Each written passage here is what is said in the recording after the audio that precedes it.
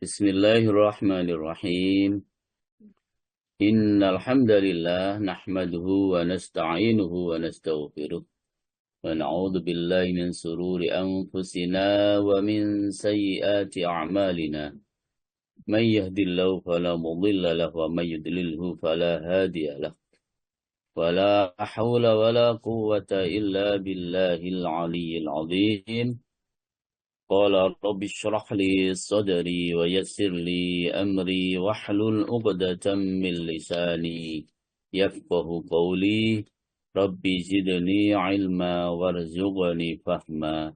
Amin ya rabbal alamin. Al-Mukarram Ustaz Dr. Andes PhD Supardi yang saya muliakan, para ustadz, ustadzah yang bergabung dalam kajian pagi hari ini yang saya muliakan, para sesepuh, bini sepuh, tokoh agama, tokoh masyarakat yang ikut bergabung pada kajian pagi ini yang saya muliakan, Bapak Ibu, saudaraku sekalian, seluruh jamaah kajian online Asyifa di mana saja Bapak Ibu berada yang saya muliakan. Alhamdulillahirabbil alamin. Kita awali dengan bersyukur kehadirat Allah Subhanahu wa taala atas nikmat, rahmat, taufik, hidayah, inayahnya yang telah diberikan kepada kita sekalian, sehingga dengan modal nikmat, rahmat, hidayah, inayah yang diberikan oleh Allah Subhanahu wa taala, maka kita dapat melaksanakan aktivitas setiap saat, setiap hari dengan sebaik-baiknya. Baik yang aktivitas itu berhubungan dengan Allah atau hablum minallah, maupun yang berhubungan dengan sesama manusia yang kita kenal dengan hablum minanas. Kedua-duanya para jamaah tidak bisa kita kita remehkan, baik yang hablum minallah maupun yang hablum minannas. Sama-sama harus kita bangun dengan baik. Jadi kalau tidak, kita akan menjadi hina ya saat kita hidup di dunia ini, hina pula saat nanti kita hidup di akhirat. Maka hablum minallah memang perintah Allah yang pertama, baru hablum minannas. Dan yang hablum minanas inilah para jamaah yang kemudian kita akan bahas hubungan kita dengan sesama manusia. Apakah kita selalu berbuat baik atau sebaliknya kita selalu berbuat zalim, ya, memfitnah, mencela, menghardik, mengolok-olok, menempeleng, memukul, bahkan puncaknya membunuh. Naudzubillah min dzalik. Jadi sekali lagi dua-duanya harus kita bangun dengan sangat baik. Duribat alaihimud dhillatu aynama thuqifu illa bihablim minallahi wa hablim minannas. Yang menjadi acuan dan dasar bagi kita untuk kita bangun hablum minallah dengan sebaik-baiknya, hablum minannas juga dengan sebaik-baiknya. Semoga salawat dan salam tetap tersampaikan kepada Rasulullah Muhammad Sallallahu Alaihi Wasallam. Kita bersyukur kepada Allah, berterima kasih kepada beliau atas bimbingan, pendidikan, dan juga petunjuk-petunjuk beliau lah kita dapat menjalani hidup kita ini dengan sebaik-baiknya. Tidak ada para jamaah petunjuk yang hiya aqwam, yang paling lurus, kecuali petunjuk dalam syariat Islam, yang syariat Islam itu bersumber kepada Al-Quranul Karim dan juga hadis-hadis Rasulullah Muhammad Sallallahu Alaihi Wasallam. Semoga kita di akhirat nanti mendapatkan syafaat Rasulullah Sallallahu Alaihi Wasallam, mendapatkan syafaat dari bacaan Al-Quran kita, mendapatkan syafaat dari puasa yang kita lakukan. Semoga semuanya akan datang untuk menemui kita, untuk memberikan syafaat. Sehingga kita akan selamat dalam kehidupan kita di akhirat kelak. Dengan kita akan dimasukkan surganya Allah Subhanahu wa ta'ala. Bapak Ibu para jamaah rahimakumullah. Jadi penganiayaan seorang hamba, maka padanya ada maksiat, ya, kesalahan atas hak Allah Subhanahu wa ta'ala. Karena Allah Ta'ala yang melarang menganiaya hamba juga. Ya. Jadi memang kita melanggar hak Allah. Karena memang Allah itu melarang kita untuk berbuat aniaya kepada orang lain. Maka apa yang berkaitan dengan hak Allah itu memperbaikinya dengan apa? Dengan penyesalan. Dengan keluh kesah, meninggalkan perbuatan aniaya tersebut, bahkan kemudian kita mendatangkan dan melakukan perbuatan-perbuatan yang baik yang menjadi lawannya. Jadi kalau kita sebelumnya berbuat kedoliman, maka kita mesti harus menyesal, keluh kesah, kita tinggalkan perbuatan kedoliman itu dan kita ganti dengan kita melakukan perbuatan-perbuatan yang baik. Ya, yang baik. Nah, kemudian perbuatan yang menyakitkan hati manusia, ya, itu dibandingi dengan berbuat baik kepada mereka. Jadi kalau kita tadi mendolimi, maka kita harus membandinginya dengan kita berbuat baik kepada mereka. Ya. Minta maaf kepada mereka. Melakukan perbuatan-perbuatan baik di hadapan mereka. Itu perbuatan yang lawan katanya. Gitu. Demikian pula jika kita ini ya, merampas harta mereka, maka dihapus dengan bersedekah dengan harta milik kita yang halal. Ya. Kalau kita mengambil kehormatan mereka dengan umpatan, dengan celaan kepada mereka, maka dihapus dengan memuji kepada mereka, ya. Dan bahkan kita harus berbuat baik kepada mereka. Ya. Berbuat baik kepada mereka. Jadi para jemaah, penghapusan atau penghilangan daripada perbuatan-perbuatan dosa yang kita lakukan itu harus melakukan perbuatan yang sebaliknya. Ya. Harus melakukan perbuatan yang sebaliknya. Gitu. Demikian pula misalnya penghapusan atau penghilangan dosa karena kita membunuh. Ya. Maka jalan yang harus kita lakukan ya, adalah melakukan perbuatan yang berlawanan sebagai tebusannya. Ya, sebagai tebusannya. Ya. Jadi misalnya pembunuhan dihapus dengan memerdekakan budak. Misalnya, pembunuhan dihapuskan dengan dibalas dengan dibunuh oleh walinya, oleh keluarganya yang tadi salah satu keluarganya itu dibunuh. Pembunuhan juga bisa dibebaskan dengan membayar diat, ya, denda. Kalau misalnya pembunuhan itu tidak disengaja. Ya. Jadi, kalau membunuh lalu pembunuhan itu dilakukan dengan tidak sengaja, maunya misalnya menembak binatang misalnya, tapi lalu terkena orang, ya, dan itu memang tidak sengaja, maka sebagai tobatnya adalah menyerahkan diat atau denda, ya, dan menyampaikan kepada yang berhak untuk menerimanya, yaitu dari keluarganya. Tetapi kalau pembunuhan itu dilakukan dengan sengaja, memang yang pertama adalah mewajibkan hukum kisos. Balasannya juga langsung dibunuh. Jadi kemudian kita tahu bahwa jangankan sampai kepada kisos, ya. Sehingga di Mekah itu ada masjid kisos.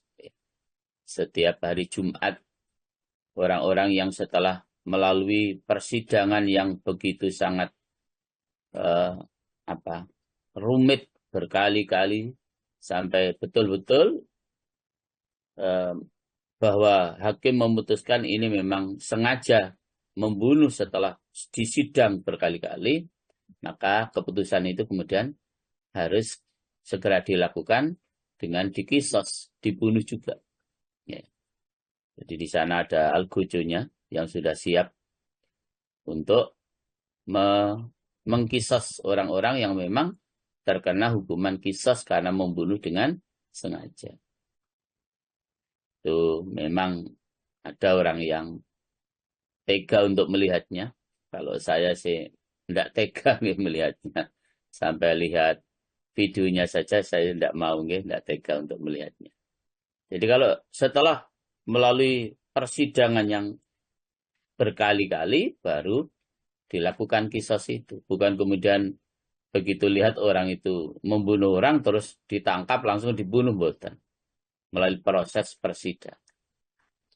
Demikian dengan hal-hal yang lebih kecil dari itu, misalnya mencuri dan harus dipotong tangannya, itu bukan kemudian tertangkap langsung dipotong tangannya, tidak para jamaah. Diproses dulu, disidang dulu sampai membuktikan bahwa orang ini memang sengaja mencuri, bukan mencurinya karena terpaksa. Itu nanti akan berbeda hukumannya. Sama dengan tadi, membunuh dengan tidak sengaja, dengan membunuh dengan sengaja. Nih, itu memang berbeda. Maka para jamaah, bukan hanya karena pembunuhan yang dilakukan itu sudah diketahui oleh orang, kemudian harus ditangkap dan diproses dengan berkali-kali disidang, baru diputuskan. Tapi untuk menghilangkan dosa dengan kita membunuh itu juga jamaah.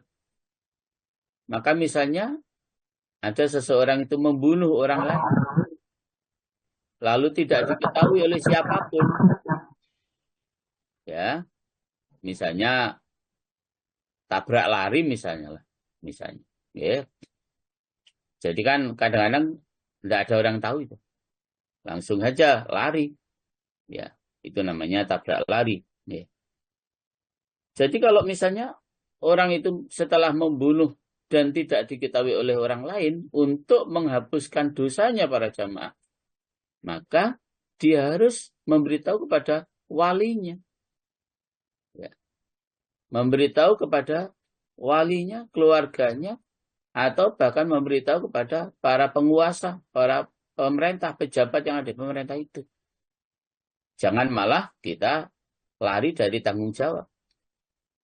Ya, jadi walaupun tidak ada orang melihat kita membunuh orang itu, kalau kita mau bertobat kepada Allah, maka laporlah kita kepada pemerintah kita, laporlah kita kepada wali daripada orang terbunuh tadi. Ya. Aman memang kita tidak diketahui oleh orang, membunuh itu aman hanya di dunia. Nih, tapi di akhirat tidak akan pernah aman. Ya, karena dosa membunuh itu sebagaimana yang sudah kita sampaikan, kalau dengan sengaja, Masya Allah, dosanya sama dengan kita membunuh seluruh umat manusia. Na'udzubillah min dzalik. Gitu ya. Jadi kalau kita mau bertobat, walaupun saat kita membunuh itu tidak disaksikan oleh siapapun, tidak ada orang tahu, maka silakan kita lapor kepada walinya, keluarganya maksudnya walinya. Kita lapor kepada pemerintah kita bahwa saya telah membunuh orang ini, maka tolong saya dihukum. Itu adalah sesuatu yang harus dilakukan kalau kita mau bebas hukuman kita di akhirat nanti. Di akhirat. Nah, para jamaah rahimahullah. Jadi membunuh yang tidak diketahui oleh orang dan kita mau bertobat itu harus melapor atau memberitahu kepada keluarganya, memberitahu kepada pemerintah kita, itu memang harus dilakukan. Tetapi hal ini para jamaah berbeda dengan kita berbuat zina, meminum khamr, atau mencuri, atau membegal, atau melakukan secara langsung apa yang wajib dikenakan hukum Allah atasnya, maka ia tidak wajib di dalam bertaubat agar membuka kejelekan dirinya. Oke. Jadi tidak harus kalau tadi itu perbuatan berzina, minum khamr, mencuri dan lain sebagainya itu, kalau kita mau bertobat itu tidak wajib membuka kejelekan-kejelekan kita itu. Oke. Ya. Jadi kita tidak wajib membuka kejelekan-kejelekan atau aib-aib kita itu. Bahkan wajib untuk menutupi dengan tutup Allah Subhanahu wa Ta'ala, yaitu menegakkan hukum Allah atas dirinya, ya, dengan bermacam-macam mujahadah dan penyiksaan. Maka ampunan semata-mata hak-hak Allah itu dekat dengan orang yang bertaubat dan yang sangat menyesal. Jadi kalau urusan tersebut dilaporkan kepada penguasa, sehingga penguasa itu mendirikan hukuman atasnya, maka ia jatuh pada tempatnya dan taubatnya itu benar-benar diterima oleh Allah Subhanahu wa Ta'ala. Satu hari para jemaah diriwayatkan ada orang yang datang menghadap Rasulullah, namanya Ma'is bin Malik. Datang kepada Rasulullah SAW, lalu ia berkata, "Wahai Rasulullah, sesungguhnya saya menganiaya diriku sendiri dan saya berzina, dan sesungguhnya saya bermaksud agar engkau mensucikanku." Apa yang terjadi ketika Ma'is bin Malik ini minta ya disucikan dirinya, bertobat atas perbuatan zina yang dilakukan? Rasulullah saat itu menolaknya. Jadi hari pertama Ma'is bin Malik ini bertobat, ya, mau minta tobat untuk disucikan dirinya dengan tentu dengan dirajam, ya, dengan berzina itu. Rasulullah tidak langsung menerima, ditolak. Kemudian esok harinya datang lagi kepada Rasulullah lalu berkata, "Wahai Rasulullah, sesungguhnya saya berzina." Lalu beliau menolaknya lagi pada yang kedua kalinya. Tidak langsung ditanggapi. Ya. Ketika Ma'is bin Malik ini datang yang ketiga kalinya, maka beliau menyuruh gali lubang baginya, kemudian disuruh siap dalam lubang, lalu dihukum rajam. Lalu manusia mengenai Ma'is bin Malik terbagi dua golongan. Adapun yang mengatakan benar-benar ia telah binasa dan dosanya telah meliputinya. Dan ada yang mengatakan tidak ada taubat yang lebih benar daripada taubatnya Ma'is bin Malik tadi itu. Nah, ketika pelaksanaan hukum rajam itu sudah dilakukan oleh Rasulullah Shallallahu Alaihi Wasallam terhadap Ma'is bin Malik itu, para jamaah, ya,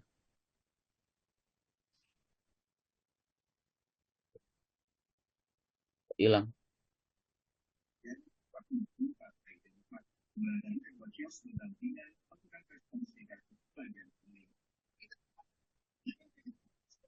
Kok nggak ada suaranya? Oke, halo. Ya, ada suara ada. Ya, sekarang tidak, Ustaz.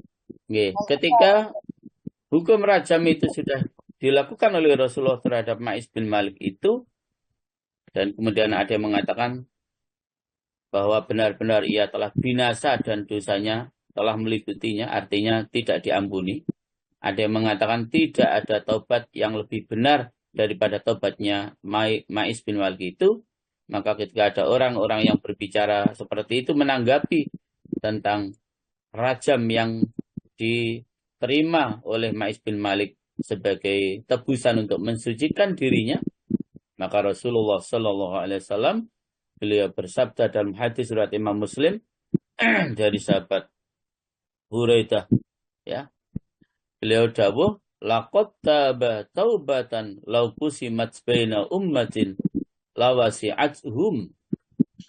Jadi kata Rasulullah menanggapi hukuman rajam Ma'is bin Malik itu, sungguh ia telah bertaubat dengan taubat yang jikalau dibagi-bagikan di antara umat, niscaya itu mencukupi kelapangan mereka.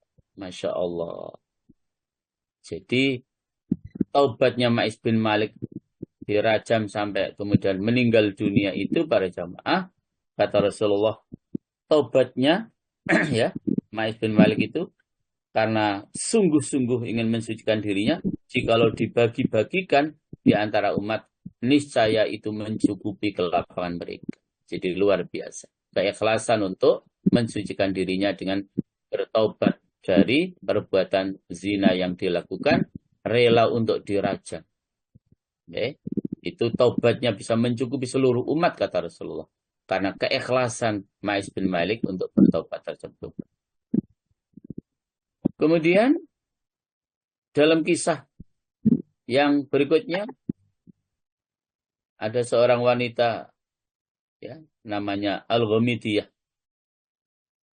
datang kepada Rasulullah dan kemudian menyampaikan, wahai Rasulullah, sungguh saya telah berzina, maka sucikanlah aku. Lalu beliau menolaknya. Ketika pada esok harinya, maka wanita itu berkata, datang dan kemudian berkata lagi, wahai Rasulullah, mengapa engkau menolakku? Kemungkinan engkau menolakku sebagaimana engkau menolak Ma'is. Maka demi Allah, kata Al-Ghamidiyah, saat ini saya sedang hamil dari hasil perzinaannya tadi. Begitu Al-Ghamidiyah mengatakan, demi Allah saya saat ini sedang hamil. Lalu Rasulullah SAW beliau bersabda, Ammal ana fa'adhabi hatta tadu'i. Adapun sekarang, maka pergilah sehingga kamu melahirkan. Jadi tidak langsung dirajam karena sedang hamil. Ya. Sampai kemudian Rasulullah mengatakan, pergilah kamu sampai kamu sudah melahirkan. Ya. Jadi karena anak yang terlahir, yang dikandung dan terlahir dengan proses apapun para jamaah, anak itu adalah suci, bersih, bertauhid, beriman kepada Allah Subhanahu wa ta'ala. Sehingga tidak ada dalam Islam ini, sekali lagi istilah anak haram tidak ada. Semua yang terlahir beriman, bertauhid kepada Allah Subhanahu wa ta'ala dengan proses apapun, dan lahir dari rahim siapapun, yang baru lahir adalah suci, bersih, bertauhid, beriman kepada Allah Subhanahu wa ta'ala. Maka ketika Al-Ghamidiyah ini sudah melahirkan, ya, maka ia datang dengan membawa anak kecil, ya, dalam sepotong kain. Lalu ia berkata, ini saya telah melahirkannya. Maka Rasulullah SAW bersabda, idhabi fardi'ihi hatta taftumi. Pergilah, lalu susuilah, sehingga kamu putuskannya dari menyusu. Datang kedua setelah melahirkan, ditunjukkan, ini loh, saya sudah melahirkan ya Rasul. Maka apakah langsung dilaksanakan, bisa dilaksanakan hukuman rajam untuk saya? Rasulullah menolaknya. Susuilah dulu anakmu sampai kamu putuskan.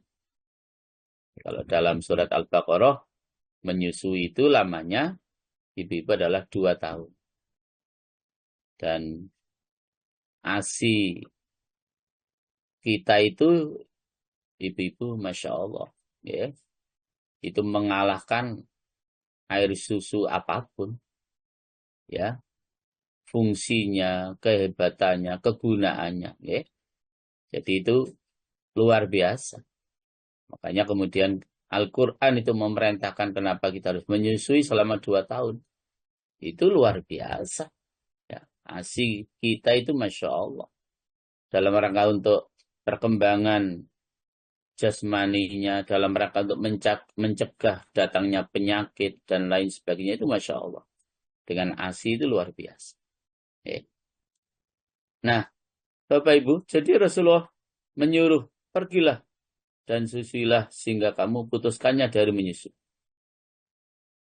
Lalu ketika wanita itu telah memutuskan anak itu dari menyusu, ya, berarti sudah 2 tahun disusui, maka ia datang dengan membawa anak kecil di tangannya ada sepotong roti. Artinya sebagai bukti bahwa anak ini sudah tidak menyusu karena sudah dibawakan roti sebagai bukti bahwa anak ini sudah makan roti, sudah tidak menyusu lagi. Maka saat datang yang ketiga itu, wahai Nabi Allah, saya telah putuskannya dari menyusui dan ia telah makan makanan. Lalu beliau menyerahkan kepada seorang laki-laki dari kaum muslimin. Kemudian beliau menyuruh siap-siap untuk dihukum. Lalu beliau menyuruh menggali tanah untuknya sampai dadanya. Jadi segini, rajam itu ya, sampai sedadanya. Begitu. Lalu beliau menyuruh manusia untuk merajamnya. Jadi merajam itu setiap orang yang datang melihat orang yang dirajam itu harus ngambil batu, dilemparkan. Dilemparkan ke mana saja boleh. Tapi tetap harus dengan cara halus. Ya. Tidak boleh kemudian dengan kasar, kurang ajar kamu, tidak boleh. Ya, dengan cara baik, dilempar gitu aja. Ya. Nah, lalu Khalid Al-Walid datang dengan membawa batu, lalu melemparkannya ke kepala wanita itu. Lalu darah bercucuran atas mukanya, lalu memakinya, sudah dilempar kepalanya dengan batu yang besar, akhirnya darah bercucuran, menyebabkan Al-Ghamidiyah itu meninggal dunia, sudah meninggal dunia, masih dicaci maki oleh Khalid bin Walid itu. Ya, memang kamu ini, itu, dan seterusnya. Maka Rasulullah SAW ketika mendengar apa yang disampaikan atau yang dilakukan oleh Khalid bin Walid, ya, maka kepada Khalid bin Walid itu, lalu beliau bersabda begini, jemaah. Mahla ya Khalid, fawalladhi nafsi biyadihi laqad tabat taubatan, lau tabaha sahibu muksin laghufirullah, thumma amara biha fasalla alaiha wa tufinat. Hadis riwayat Imam Muslim dari hadis Buraidah. Kata Rasulullah menanggapi apa yang dilakukan oleh Khalid bin Walid saat melakukan rajam terhadap wanita tadi itu, kata Rasulullah, pelan-pelan hai Khalid, boleh melempar tapi jangan seperti itu. Pelan-pelan wahai Khalid, ya, lempar dengan cara biasa. Jangan kemudian dengan kemarahan, ya, dengan seenaknya, dengan ngawur bahasa kita. Ya. Jadi pelan-pelan, hai Khalid, demi Allah yang diriku dalam kekuasaannya, sungguh ia telah bertaubat dengan taubat yang jikalau pemilik biaya cukai barang, pemilik biaya cukai barang, bertaubat seperti taubatnya, niscaya ia diampuni. Kemudian menyuruh disiapkannya, lalu sholat atasnya, lalu dikebumikan. Jadi para jamaah, ya, jadi kalaupun harus merojam, ya, kita harus dengan cara yang baik. Ya, ya kenapa Khalid bin Walid seperti itu? Yang terkenal Khalid bin Walid itu orangnya kasar. Orangnya kasar, maka mungkin harus ada yang seperti itu, yang kemudian itu menyebabkan menjadi hukum yang baru, bahwa kalaupun kita melempar orang yang sedang dirajam itu ya dengan cara yang baik. Tidak boleh dimaki-maki karena memang sudah bertaubat kepada Allah Subhanahu wa ta'ala. Maka sebagaimana yang sering saya sampaikan para jamaah, sudah tidak ada hak bagi kita untuk memaki-maki, mencela, menghina, ghibah orang yang sudah meninggal dunia. Seberapapun banyak kesalahan yang mereka sudah pernah lakukan waktu hidup, selesai. Karena saat itu orang tersebut sudah secara langsung berhadapan dengan Allah Subhanahu wa ta'ala. Artinya bahwa mereka sudah harus bertanggung jawab atas perbuatan-perbuatan yang ia lakukan selama hidup di dunia kepada Allah Subhanahu wa ta'ala. Jadi seperti itu jemaah. Ya, kalau orang-orang yang berbuat kemungkaran ingin mendapatkan pengampunan dari Allah Subhanahu wa ta'ala. Gitu. Adapun kisosnya dan hukuman orang yang menuduh orang lain berbuat zina, maka harus para jamaah ya minta halal ya kepada orang yang dituduh berbuat zina tadi. Minta ridhonya, minta dimaafkan ya, untuk kemudian diangkat kehormatannya. Jadi orang itu kalau sudah dituduh berbuat zina, insya Allah sangat malu ya, sangat malu. Kalau kemudian yang diambil itu harta ya, atau dengan cara ghosab, merampas, atau mungkin dengan cara khianat, atau mungkin dengan cara tipu daya dalam bermuamalah. Misalnya apa? Semacam pemalsuan. Ya. Seperti menjual barang yang palsu. Dan dibilang ini orisinil atau ini ori. Ya, padahal barang palsu. Kemudian juga misalnya cacat barang itu tapi kita tutup-tutupi. Tidak kita bilang bahwa itu cacat barang yang akan dijual. Atau bahkan mengurangi upah buruh kita. Atau menolak memberi upahnya. Maka semua itu para jemaah wajib kita periksa. Kita teliti ya, di mana dan sejauh mana keteledoran kita tadi. Sebanyak mana kedoliman yang kita lakukan tadi. Ya. Harus diteliti satu persatu. Ya. Jadi, kalau kita ini sudah berusaha untuk memeriksa, meneliti akan kedoliman diri kita saat masih hidup di dunia ini, jamaah, itu akan mengurangi lamanya hisab kita nanti di akhirat. Sehingga ada peribahasa hasibu qabla an tuhasabu. Periksalah diri kalian masing-masing sebelum kalian nanti diperiksa oleh Allah. Sehingga bahasanya barang siapa tidak memeriksa dirinya di dunia, niscaya lama hisabnya nanti di akhirat.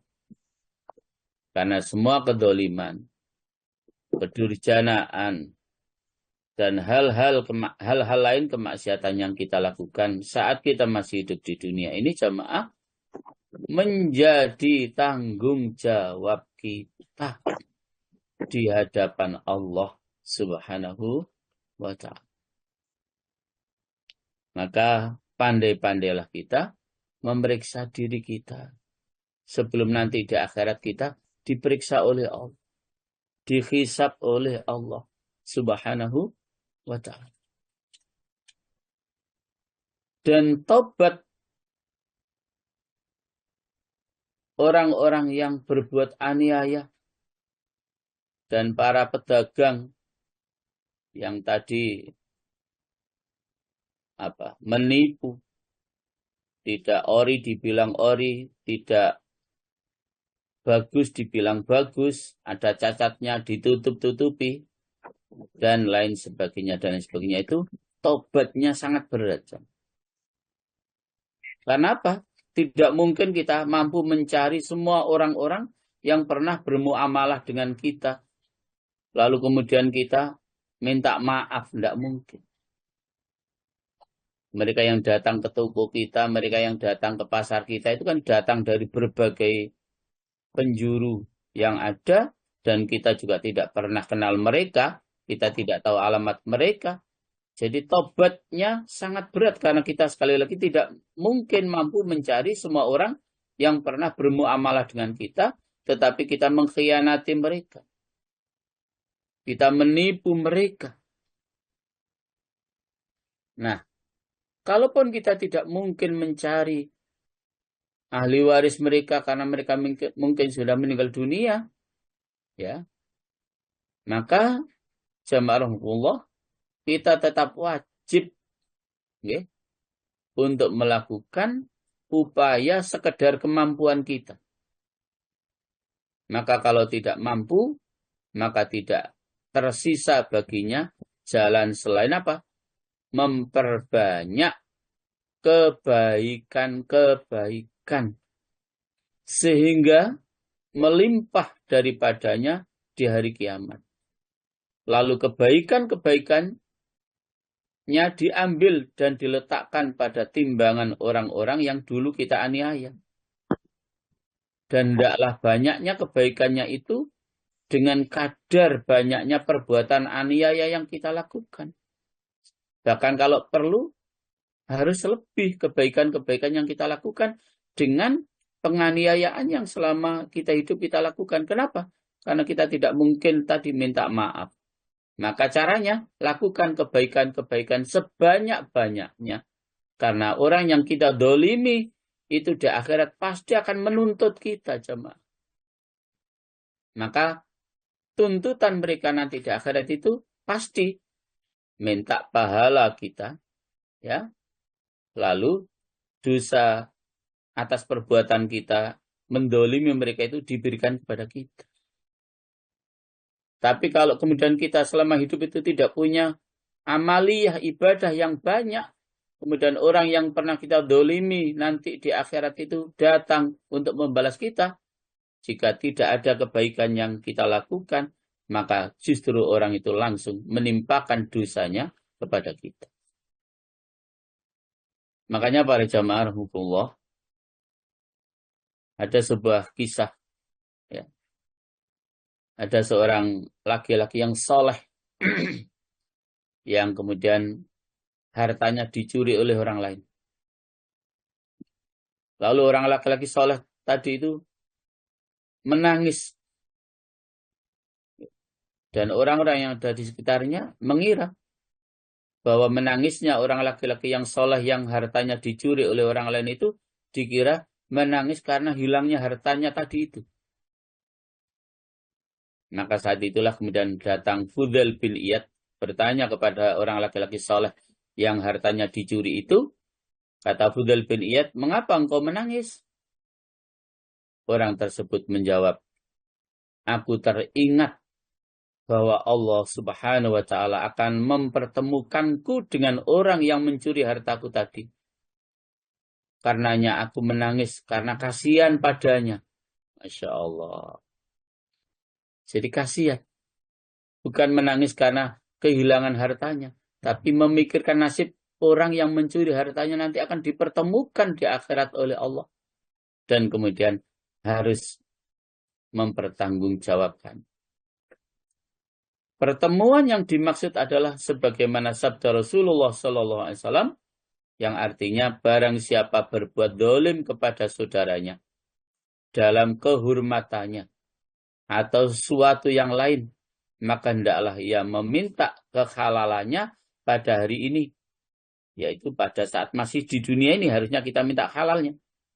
Sebelum datang hari yang tidak ada dinar, tidak ada pula dirham, lalu orang yang mendolimi dipertemukan. Apabila ia yang dolim mempunyai amalan soleh, maka pahalanya akan diambil darinya setara kedolimannya. Dan apabila ia tidak mempunyai kebaikan, maka akan diambilkan dari kejelekan orang yang didolimi, kemudian ditimpakan kepadanya. Hadis riwayat Imam Bukhari. Masya Allah. Jadi para jamaah, berat. Okay? Hukuman hal-hal yang terkait dengan hablum minanas. Sangat berat. Jadi karena itu, kalau kita tidak mungkin tadi mencari orang yang pernah kita berbuat dolim kepadanya, kita tidak mungkin mencari orang yang pernah kita tipu, kita bohongi, kita kurangi haknya, dan lain sebagainya. Saat ini berbuatlah ibadah dan amal yang sebanyak-banyaknya. Oke. Karena nanti di akhirat akan kita jadikan modal amal ibadah kita yang banyak itu nanti diambil oleh orang yang akan mendolimi yang kita dolimi dulu waktu hidup di dunia. Sebab kalau kita tidak punya amal ibadah yang banyak, langsung saja dosa orang tadi ditimpakan kepada kita. Masya Allah. Betapa sangat berat. Dan itulah yang kemarin sudah kita sampaikan. Orang yang muflis. Ya, orang yang bangkrut. Bukan mukhlis nih. Kalau mukhlis itu orang yang ikhlas. Ini muflisun. Okay. Muflis, orang yang bangkrut yang sebenarnya. Datang menghadap Allah dengan membawa pahala dari ibadah sholatnya, ibadah puasanya, ibadah zakatnya, ibadah hajinya, ibadah sodakonya, ibadah baca Qur'annya, ibadah tahajudnya, ibadah yang lain-lainnya. Tapi singkat cerita habis karena pernah mendolimi saat masih hidup di dunia kepada orang lain dan tidak pernah atau tidak sempat minta maaf kepada orang-orang yang pernah kita dolimi tersebut. Akhirnya sampai amal ibadahnya habis, ya, pahala dari amal ibadahnya habis, dan masih banyak orang yang datang untuk menuntut atas perbuatan dolim yang ia lakukan waktu hidup di dunia. Apa yang dilakukan oleh mereka yang didolimi, langsung mereka mengambil dosanya, ditimpakan kepada orang tersebut. Sehingga yang terkumpul bukan pahala, tapi adalah dosa-dosa yang kemudian menyebabkan orang tersebut dimasukkan neraka oleh Allah. Na'udzubillah min dzalik. Karena itu, Bapak Ibu sekalian, hati-hati ya dalam hidup ini. Hati-hati menjaga lisan kita. Hati-hati menjaga penglihatan kita. Hati-hati menjaga hati kita. Karena kemarin ayat yang sudah saya sampaikan, semua akan dimintai pertanggungjawaban oleh Allah Subhanahu wa ta'ala. Maka jamaah, periksalah diri kita dengan sebaik-baiknya saat ini. Biar mengurangi lamanya nanti kita diperiksa oleh Allah saat di akhirat kelak. Berbuatlah sebanyak-banyaknya perbuatan baik. Karena kita tidak semuanya mengingat perbuatan dolim yang pernah kita lakukan itu apa saja, di mana saja, kapan saja perbuatan kedoliman itu kita lakukan kepada orang lain. Melalui lisan kita, ya, melalui tangan kita, melalui kaki kita, dan lain sebagainya, dan lain sebagainya. Mumpung masih ada waktu, monggo kita segera bertaubat kepada Allah Subhanahu wa ta'ala dengan cara kita melakukan taubatan nasuha dan diikuti dengan kita melakukan amal perbuatan yang baik, memperbanyak ibadah kepada Allah Subhanahu wa ta'ala, memperbanyak dalam menjalankan amal kepada Allah Subhanahu wa ta'ala. Jadi para jamaah, dengan sekedar minta maaf ketika kita berbuat dolim dengan mengambil harta seseorang itu tidak cukup. Ya kembalikan dulu hartanya itu. Dan disertai kita minta maaf.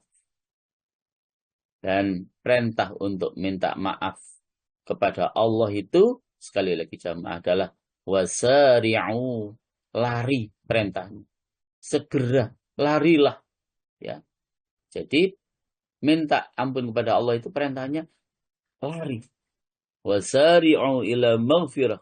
Segeralah kalian semua untuk mendapatkan ampunan Allah Subhanahu wa ta'ala. Sebagaimana harusnya kita juga bersegera lari untuk minta maaf kepada sesama manusia. Bapak Ibu rahmatullah. Ada juga kisah yang ketiga. Ya. Orang yang membunuh orang sebanyak 99 orang. Ya. Ketika tanya kepada ulamanya saat itu, apakah dosa saya akan diampuni oleh Allah dengan saya sudah membunuh sebanyak 99 orang itu? Ulamanya menjawab, nah, tidak bisa diampuni, kamu terlalu banyak membunuhnya itu. Karena dijawab kamu tidak bisa diampuni oleh Allah, terlalu banyak membunuhnya. Ulama tadi langsung dibunuh juga.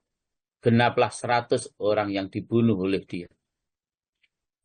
Maka kemudian datang kepada ulama yang lain.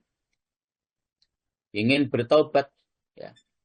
Dan kemudian masih juga bertanya, apakah tobat saya diterima oleh Allah kalau saya mau melakukan tobat dengan tobatan nasuha. Tobat dengan yang sesungguh-sungguhnya. Tobat dengan yang seikhlas-ikhlasnya. Ulama tadi itu menjawab, seberapapun dosa yang kita lakukan, asal kita mau taubat dengan taubatan nasuha, pasti akan diampuni oleh Allah Subhanahu wa ta'ala. Dan itulah yang kemudian dijelaskan dalam hadis ya, yang disepakati oleh Imam Al-Bukhari dan Imam Muslim dari kitab Sahih Bukhari dan Muslim dari Abi Sa'id Al-Khudri bahwa Rasulullah sallallahu alaihi wasallam beliau bersabda, kana fi man qablakum rajulun qatala tis'ata wa tis'ina nafsan fasa'ala an a'lami ahli al-ardi fadalla ala rahibin fa'atahu faqala lahu annahu qatala tis'atan wa tis'ina nafsan fahal lahu min taubah faqala la faqatalahu faqamula bihi mi'atun thumma sa'ala an a'lami ahli al-ardi fadalla ala rajulin alimin faqala lahu innahu qatala mi'ata nafsin fahal lahu min taubah qala na'am wa may yakhulu bainahu wa baina taubati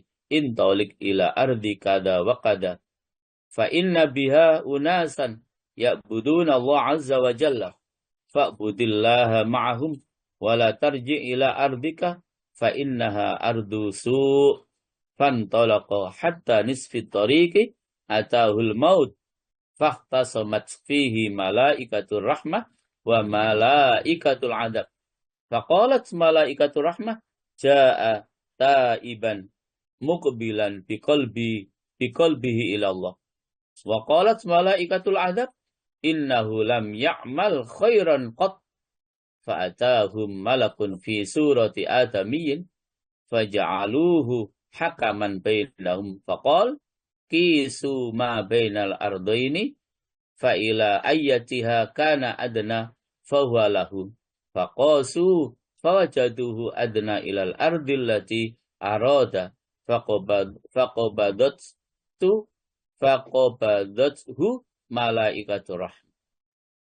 Artinya para jamaah, pada umat sebelum kamu terdapat seorang laki-laki yang telah membunuh 99 jiwa. Lalu ia bertanya tentang orang yang paling alim daripada penduduk bumi. Lalu ditunjukkan kepada pendeta.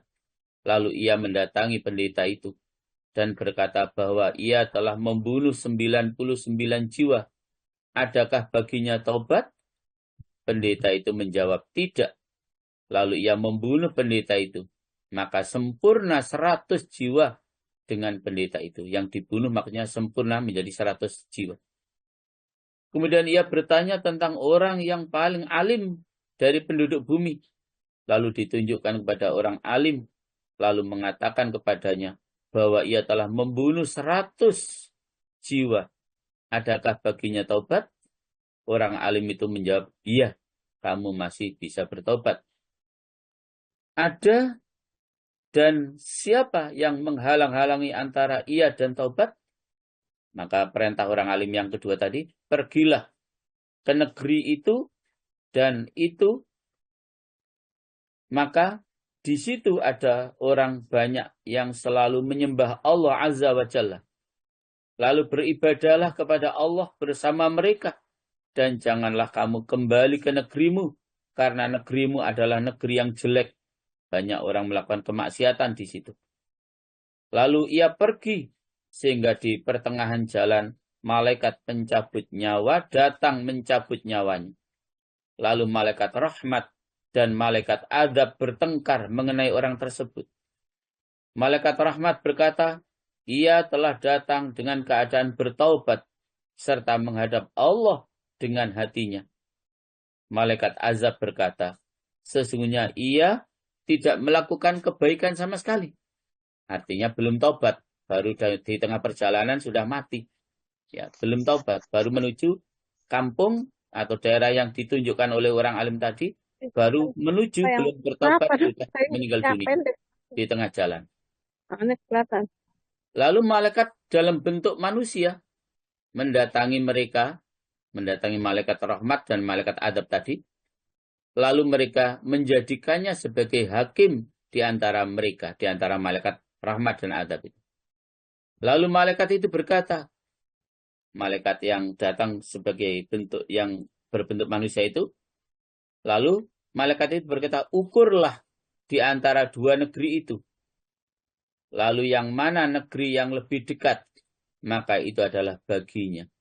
Lalu mereka, dua malaikat tadi, malaikat adab dan malaikat rahmat, mengukur, lalu mendapatkan orang itu lebih dekat ke negeri yang ia tuju. Maka orang itu diambil oleh malaikat rahmat. Masya Allah. Jadi sampai pun membunuh 100 orang, masih tetap ada kesempatan untuk bertaubat. Dan bahkan sebelum taubatnya dilakukan, baru menuju satu kampung, satu wilayah, satu daerah tertentu, untuk merealisasikan niatnya bertobat kepada Allah, ternyata di tengah jalan sudah meninggal dunia. Akhirnya dua malaikat tadi bertengkar antara malaikat rahmat dan malaikat azab. Malaikat rahmat mengatakan, oh ini bagianku karena dia sudah niat untuk bertobat. Malaikat adab mengatakan, oh tidak, dia belum berbuat apa-apa kok, belum bertobat kok ya, baru perjalanan menuju mau taubat. Maka didatangkanlah oleh Allah malaikat yang ketiga yang berbentuk manusia untuk menjadi hakim daripada dua malaikat tadi itu, dan kemudian perintah malaikat yang ketiga yang dijadikan hakim oleh Allah itu adalah silakan diukur perjalanan orang tadi dari tempatnya menuju tempat yang akan dituju untuk bertobat. Mana yang lebih dekat? Dan ternyata setelah diukur oleh kedua malaikat tadi, para jamaah, perjalanan dia sudah sangat dekat dengan negeri yang mau dijadikan sebagai tempat untuk bertobat. Maka saat itulah malaikat yang menjadi hakim menyampaikan, ini berarti haknya malaikat rahmat. Akhirnya ruh orang tersebut adalah diambil oleh malaikat rahmat, artinya mendapatkan pengampunan Allah Subhanahu wa ta'ala, walaupun belum berbuat yang namanya bertaubat kepada Allah Subhanahu wa ta'ala.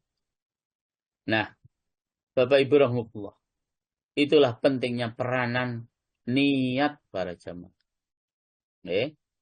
Jadi monggo kita ini selalu berniat untuk melakukan kebaikan ini, kebaikan itu, dan seterusnya. Walaupun kemudian kadang-kadang nyatanya kita tidak bisa merealisasikan niat kita itu. Misalnya contoh yang paling gampang. Sudah pasang alarm, sudah niat bahwa nanti malam saya harus tahajud. Tahu-tahu alarm bunyi pun tidak dengar. Sehingga lepas dari niat kita tadi untuk dapat kita laksanakan. Maka dengan niat itu para jamaah jenengan sudah dapat pahala. Apalagi sudah kita istiqomahkan. Masya Allah. Istiqomah itu sangat penting para jamaah. Jadi dengan kita istiqomah itu kan kata Allah, wa absyiru bil jannatil lati kuntum tu'adun. Ya.